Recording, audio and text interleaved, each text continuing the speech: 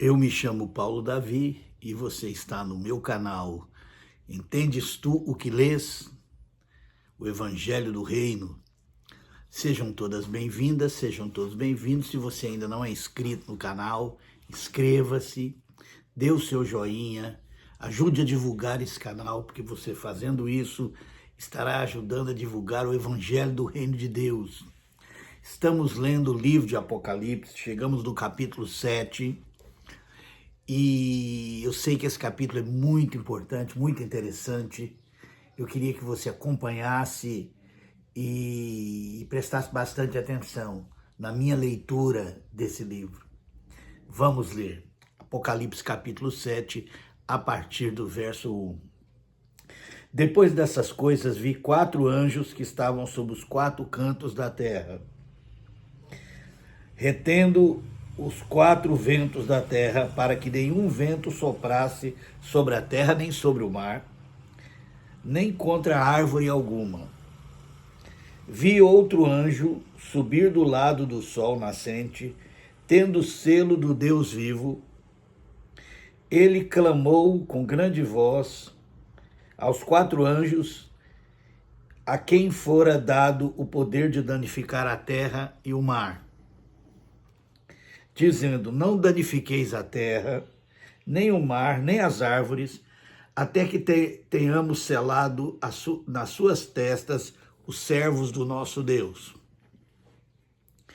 E ouvi o número dos que foram selados, e eram 144 mil de todas as tribos dos filhos de Israel. Da tribo de Judá, 12 mil foram selados. Da tribo de Ruben, 12 mil. Da tribo de Gade, 12 mil.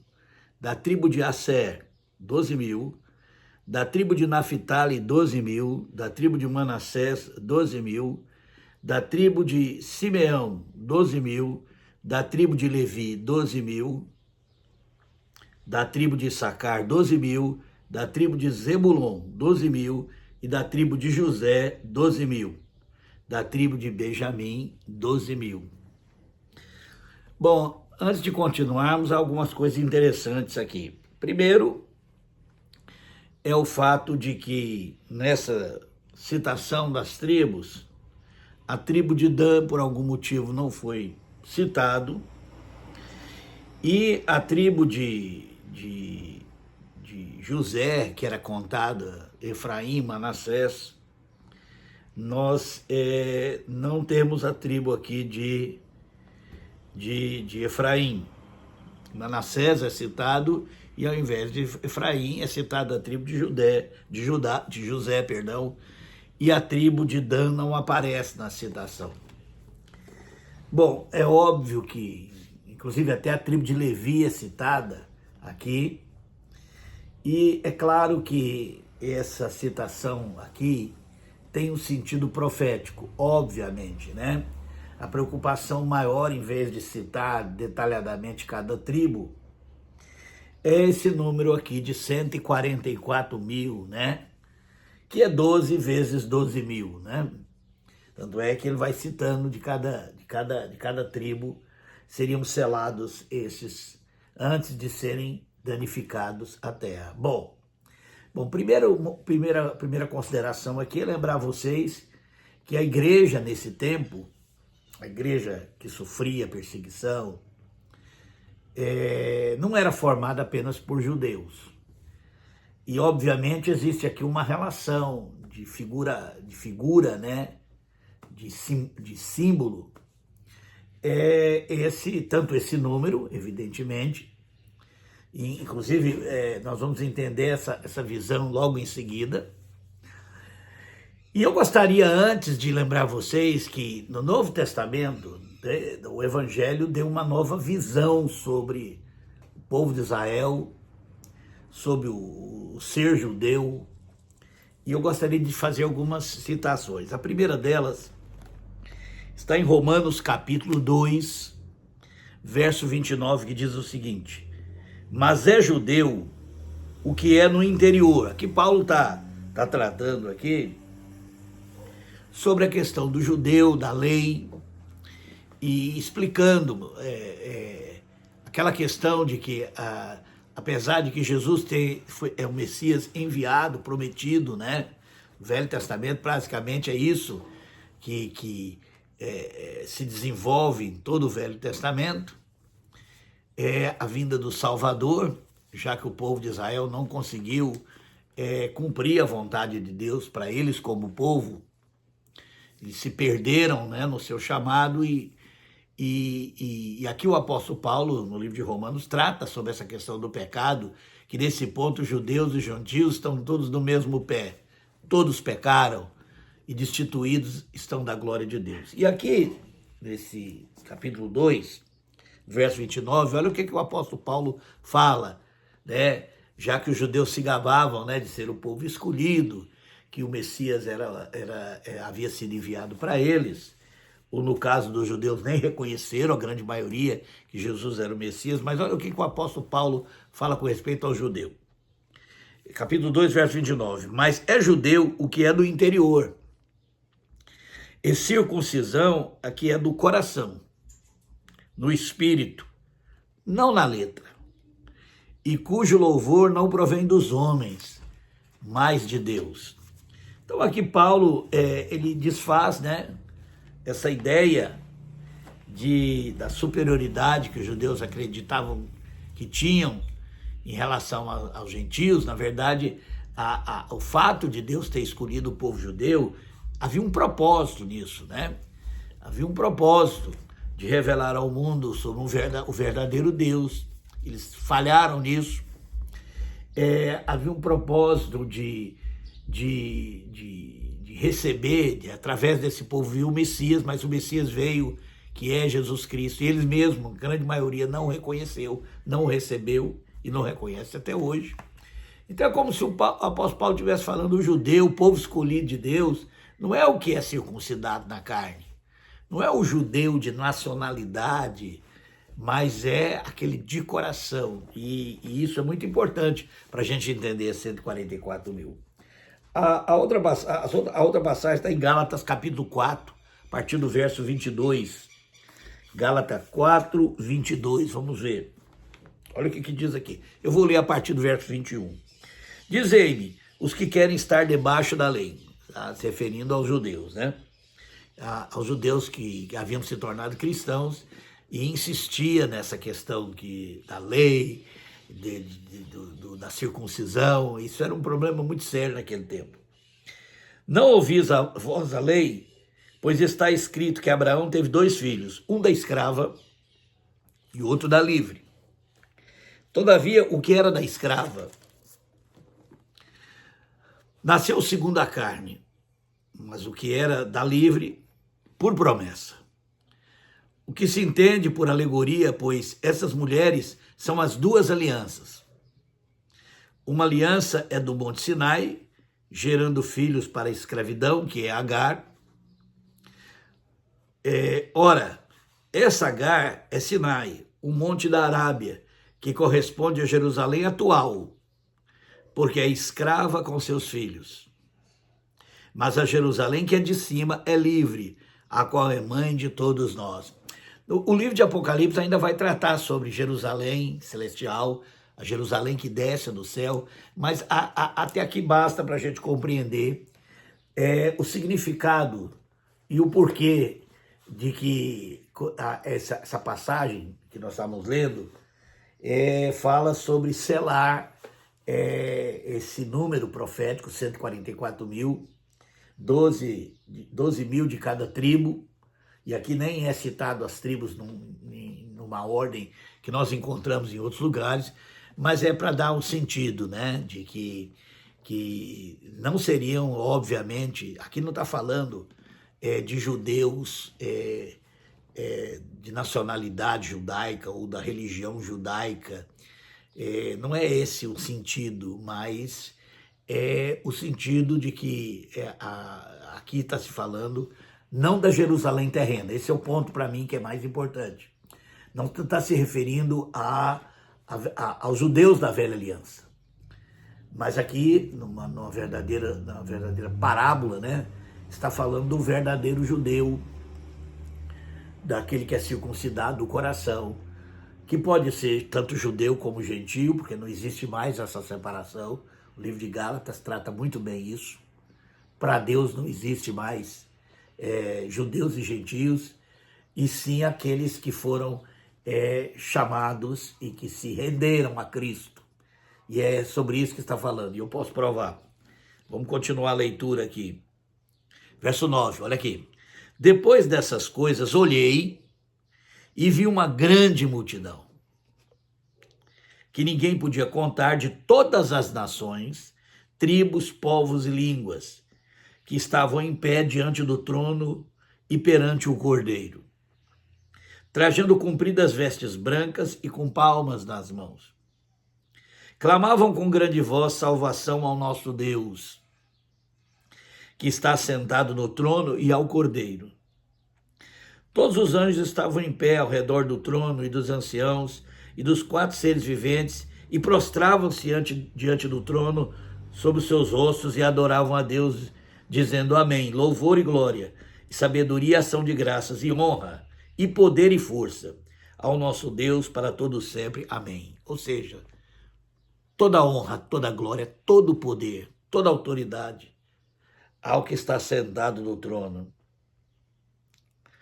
E isso é muito importante, porque é sobre isso que está sendo tratado aqui, né? Sobre essa questão de poder, de autoridade. De um lado, o Império Romano, de um lado, uma parte da igreja que se deixa seduzir por causa desse poder que o Império Romano tinha. E aqui é mencionado que só Deus tem todo o poder, toda a honra e toda a glória. Ele é o Senhor, é Ele que reina. E Ele reina não com instrumentos terrenos, né? Não com um rei terreno, não com armas, não com força, mas Ele é Senhor. E aqui foram selados, então. Aqui é uma menção sobre a questão da eleição, né? Da escolha divina, aquele que conhece os corações, aquele que sabe de tudo, aquele que nos conhece muito antes de nós termos nascido, aquele que nos escolheu desde a fundação do mundo, porque cada cristão verdadeiro é um eleito de Deus. E aqui eles estão sendo selados, porque eles vão passar por essa tribulação, mas eles precisam ser guardados. Não guardados da morte, do sofrimento, mas, acima de tudo, guardados do mal. E essa é uma coisa que precisa ser entendido, né? Hoje em dia existem tantas escatologias, como essa doutrina que é ensinada em muitas denominações religiosas, do arrebatamento, que haverá o arrebatamento e que ainda existem 2 povos, e a igreja será arrebatada, e aí virá a tribulação contra os judeus. Nada disso é ensinado na Bíblia, porque primeiro, para Deus não existe mais judeus e gentios. Existe o seu povo, formado por gente de todas as nações, de todas as línguas, de todos os povos, e nunca houve promessa de Deus que nós seríamos livrados da cruz, que nós seríamos livrados de ser perseguidos, mortos, torturados. Não há promessa para nós disso, mas há uma promessa que Deus, em meio a tudo isso, nos guardará do mal. E esse é o ponto mais importante, né? Nos guardará com a sua graça, guardará a nossa fé, guardará para que nós não desfaleçamos diante da tribulação. E aqui bem claro, esses 12 mil, eles vieram, esses 144 mil, né, representado pelas tribos de Israel. Essa multidão, ela vem da grande tribulação. Depois nós vamos falar um pouco sobre grande tribulação, que é citada lá em Mateus, né? E queremos falar em momento oportuno disso aí. Mas não existe tal ensino na Bíblia, igual nós encontramos por aí, né? Onde essa ideia de arrebatamento, que a igreja vai ser raptada antes da grande tribulação. Não, esses vêm da grande tribulação. Não existe tal promessa, e é muito importante isso, porque verdadeiros cristãos, eles estão preparados pela graça de Deus, pelo selo de Deus, para enfrentar esse tipo de coisa. Mas aqueles que são só religiosos, que vieram para a religião em busca de sucesso, poder e riqueza, eles não conhecem a cruz de Cristo e eles não aceitam. Quando eles aceitaram Jesus, eles não aceitaram o Jesus da cruz, o Cristo crucificado. Eles aceitaram um Jesus que promete bênçãos, poder, riqueza, mas que eles não estão dispostos a morrer por causa desse Jesus Cristo. O contrato deles com a religião é receber bênçãos, é ser abençoados, é ter riqueza, é ter poder, é ter sucesso, mas eles não estão preparados para tomar a cruz. E esses aqui, os verdadeiros cristãos, naquele período da igreja, no Apocalipse, eles estavam sendo consolados na sua fé, de que todas as coisas que estavam acontecendo fazia parte, né, do propósito de Deus. E vamos continuar aqui. Verso 13. Então um dos anciãos me perguntou: estes que estão vestidos de branco, quem são eles e de onde vieram? Porque o texto trata disso. Está falando da mesma coisa. 144 mil, a grande multidão de todas as línguas, todos os povos. E aqui vem essa pergunta, né?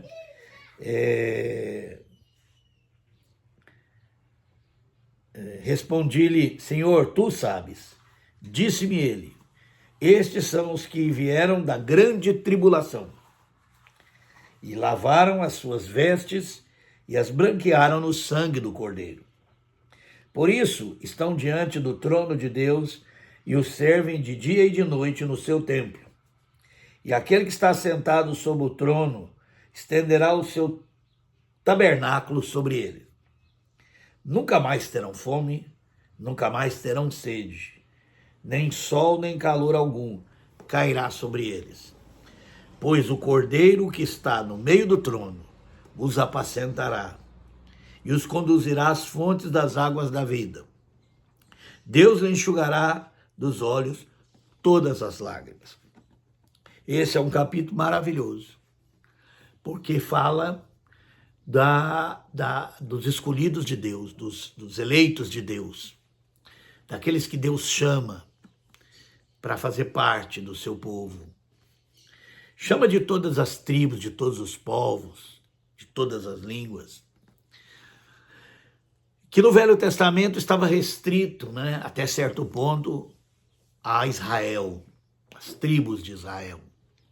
Tribos essas que 10 desapareceram no cativeiro da Síria, ficando só a tribo de Judá, Benjamim e alguns levitas, né, formando o povo judeu, que foi o povo do tempo que Jesus veio. Mas Deus sempre teve, né, há uma profecia no Antigo Testamento que diz que apesar de Israel ser como a areia do mar, apenas um remanescente seria salvo. É sempre assim. De todos os povos, de todas as nações, de todas as línguas, Deus tem verdadeiros discípulos de Jesus. E são esses que aqui naquele tempo passaram por algo chamado de grande tribulação. Essa grande tribulação é um assunto bem interessante, né?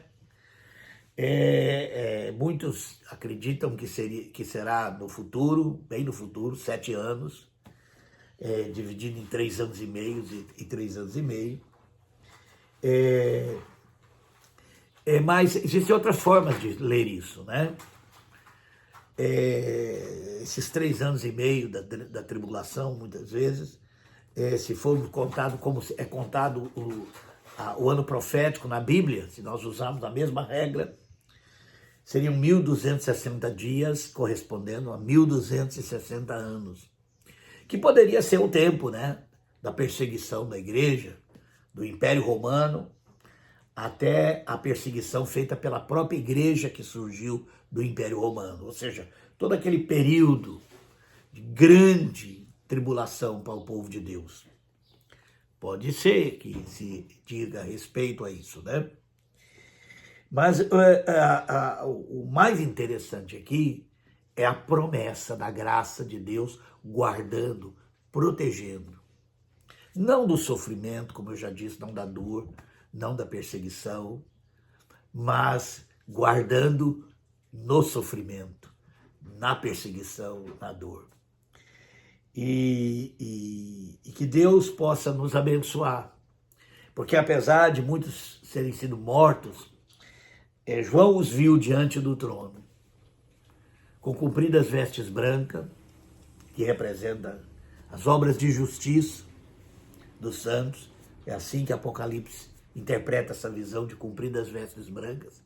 Fala das obras de justiça dos santos. Essas palmas nas mãos é uma referência a uma festa judaica chamada Festa do Tabernáculo, Festa dos Tabernáculos, e que refere justamente à provisão de Deus durante a travessia do deserto, onde Deus nunca deixou eles serem queimados pelo sol, porque ele guiava o povo como uma nuvem que os guardava do sol e uma chama de fogo que os aquecia no deserto. Fala sobre a proteção de Deus. Essas palmas nas mãos aparecem também quando Jesus entra em Jerusalém, quando o povo recebe, jogando essas palmas, que era muito usada na festa dos tabernáculos, porque de fato Jesus é o tabernáculo de Deus entre os homens, né? É Deus vindo ao mundo com o tabernáculo da natureza humana, né? A casa, morando numa casa humana, Jesus Cristo, Deus se fazendo homem. Então há muitas referências dessas festas de Israel, porque Israel continua sendo as figuras com respeito a Israel continuam sendo usados e dando a realidade do seu significado, né? Hebreus trata muito sobre isso, né? Tabernáculo e tudo mais. Havia ali um significado espiritual, e como há aqui também, com respeito às tribos de Israel, e representando todos aqueles que foram guardados, né? Selados e guardados da grande tribulação. Que Deus nos abençoe, que Deus continue nos dando entendimento da sua palavra, à medida em que lemos e à medida que vamos interpretando as Escrituras com as próprias Escrituras, e à medida que vamos entendendo que o Apocalipse não é um livro de coisas que vão acontecer no futuro, mas é um livro que abre o nosso entendimento sobre aquilo que a igreja vem passando, e no caso aqui, no tempo do Império Romano. Que Deus nos abençoe, continue conosco.